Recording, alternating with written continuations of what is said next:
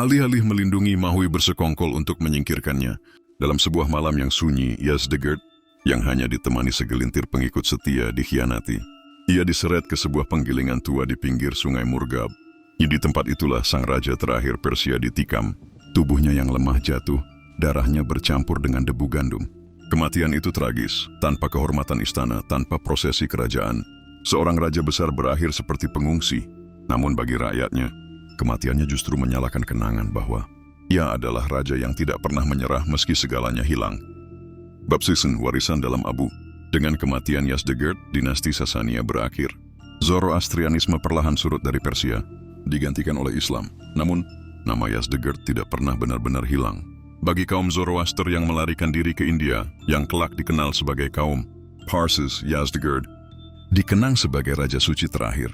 Mereka bahkan menjadikan tahun kematiannya sebagai awal kalender baru, tahun Yazdegerdi pertama. Yazdegerd tidak membangun kota megah, tidak meninggalkan undang-undang besar, tidak menulis syair yang abadi, tetapi ia meninggalkan sesuatu yang lebih penting, keteguhan hati. Ia adalah simbol raja yang tetap berdiri walau dunia runtuh di sekelilingnya.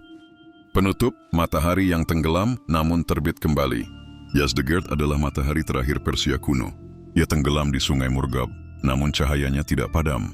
Ia menjadi kenangan, doa, dan simbol. Bagi dunia Islam, ia adalah lawan terakhir yang gigih. Bagi Parsis, ia adalah raja yang disucikan. Dan bagi sejarah, ia adalah pengingat bahwa setiap peradaban, betapapun agungnya, akan tiba pada senja, tetapi selalu ada jiwa yang menjaga bara hingga generasi berikutnya. Apa yang dilakukan Raja Yazdegerd III semasa hidupnya? Masa kecil dan naik tahta. Menjadi yatim sejak kecil, Yazdegerd kehilangan orang tua di usia muda. Lalu dibesarkan oleh para pendeta Zoroaster dan pengasuh istana. Naik tahta pada usia 8 tahun. Ia dipilih karena masih kecil dan dianggap bisa dikendalikan oleh bangsawan. Namun ia mulai menunjukkan tekad dan kecerdasan sejak muda. Sebagai raja, mengunjungi kuil-kuil api Zoroaster. Ia menguatkan rakyat dengan agama dan menjaga tradisi leluhur agar tidak padam. Berusaha menyatukan bangsawan dan rakyat. Meski lemah, ia berupaya meredam perebutan kuasa di antara kaum bangsawan dan gubernur daerah. Menjadi simbol kesetiaan rakyat kecil. Banyak rakyat sederhana yang tetap menghormatinya sebagai raja sah, meski ia tak lagi punya kuasa penuh. Menghadapi invasi Arab Muslim, memimpin perlawanan simbolis.